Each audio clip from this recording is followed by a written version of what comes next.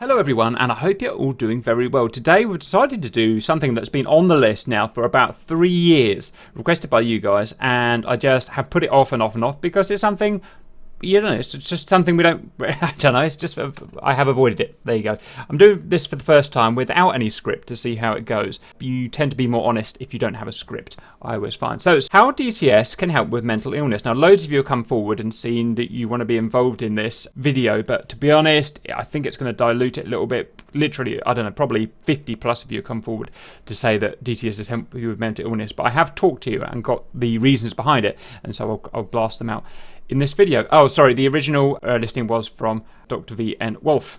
So, mental illness is obviously a scourge of today. The simple fact is, the further humans get away from what they were evolved to do or designed to do, if you know you're a creationist, which is basically to sit in a cave with a bone and a fire and a deer skin, then mental illness will get worse and worse. It's just life. It's how it is. It's when I talk to people, I describe it as the price you pay for technological progress. You know, the more mobile phones, social media and stuff other people are going to get. It's the sad truth. So it's just something we have to learn to deal with and find ways of treating or helping with mental illness. I am no stranger to mental illness, as you probably realise. There's a damn good reason why I'm so goddamn weird. I had a really nasty depression for about 2 years, and this is some years back. I'm fine now. I had that, and I've had anxiety problems for tens of years, basically. That never really went away, and I've been on antidepressants now for about 12 years, and I'll probably never go off them. So just give you a bit of scope where I come from and my qualifications, if you like,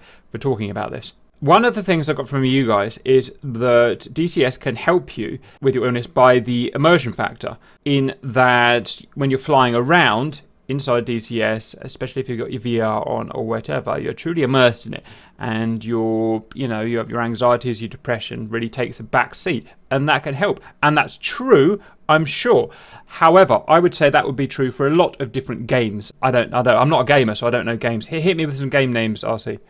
Current game names like Fortnite or Minecraft. Love a bit of Minecraft. Good for mental illness. World of Warcraft. There you go.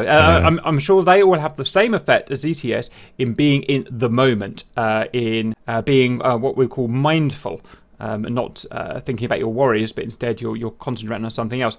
That's fine. That's not what I wanted to talk about today. What I wanted to talk about today is something specific that DCS can give you that not a lot of other things can give you. And before we go into what I talk about there, I want to give you a diverge slightly to a different example. So for me, the thing I found with my mental illness was a big project when I 2 years really nasty mental illness, and then I took up cars. This is before I was really into DCS or aeroplanes, before I discovered it. I got into cars and doing up and modifying cars for a bit of fun, and then I got more and more into it. I started learning the mechanics behind the car, the theory behind the mechanics and so on, and I got, within a couple of years, I was taking engines apart and stripping down gearboxes, and I turned it into a business. The business did really well.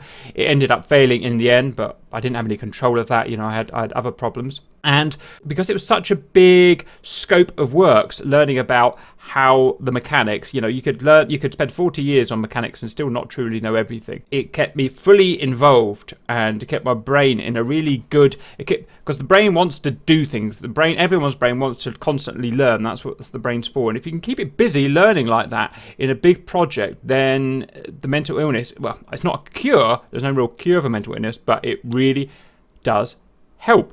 And so a few years after that, I took up DCS, and I found exactly the same thing with DCS, because in DCS, you buy your aeroplane, you go in and fly your aeroplane, and you go and shoot some people down, but it doesn't end there. In fact, that's where it starts, because if you want to buy your F-15 for $10 and go and shoot some guys down, you have to really know how a radar works, and then you've got to go and investigate how a radar works, and look at tutorials and look at websites and stuff to find out how things affect a radar. And you've got to know how the ballistics of a missile works. You've got to research missiles. You've got to know how missiles react in different scenarios, and you've got to then start looking at physics. And then if you're going to do that, you've got to know how to dodge missiles, and you've got to know how the physics of an aircraft works. I've been doing DCS now for 4 years or so, and I'm learning stuff every day. I'm putting 3 videos out every day. I'm learning with you guys, and I've still barely scratched the surface. There is so much to learn in aviation, and almost all of it you need if you're going to fly in DCS, especially if you're going to fly in multiple different airframe types.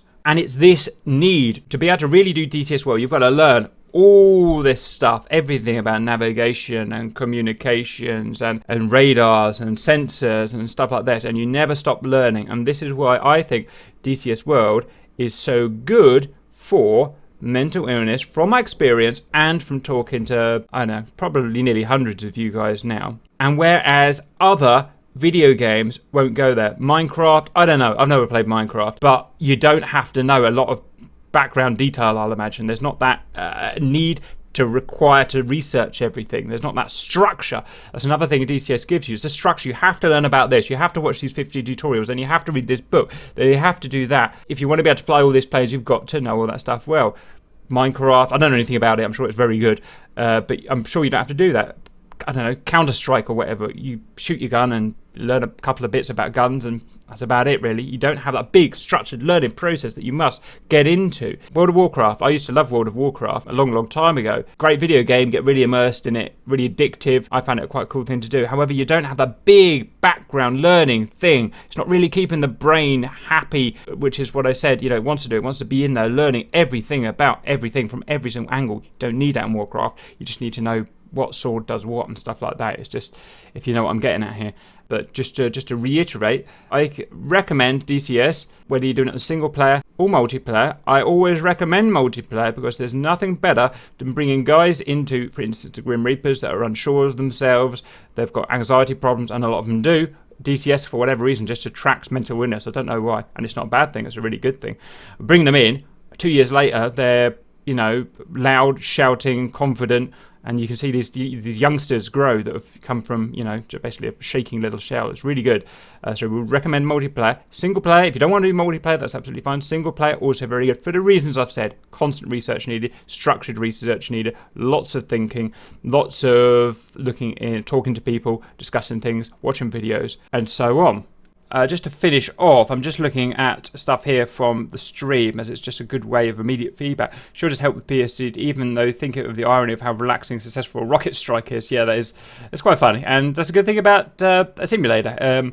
We get all the joy of blowing shit up when no one dies, no one gets hurt. It's fine. There's nothing wrong with it. Camaraderie, human contact is what a good game brings to you, and it does. Now, don't get me wrong. There's lots of inter-group rivalry, so GR rivals with other groups and stuff, and they all shout at each other and take the piss out of each other and stuff like that. But it's mostly harmless. But within, generally, the community, within the groups, human contact's really good. And a lot of people wouldn't have that human contact without it. Teammates, yeah.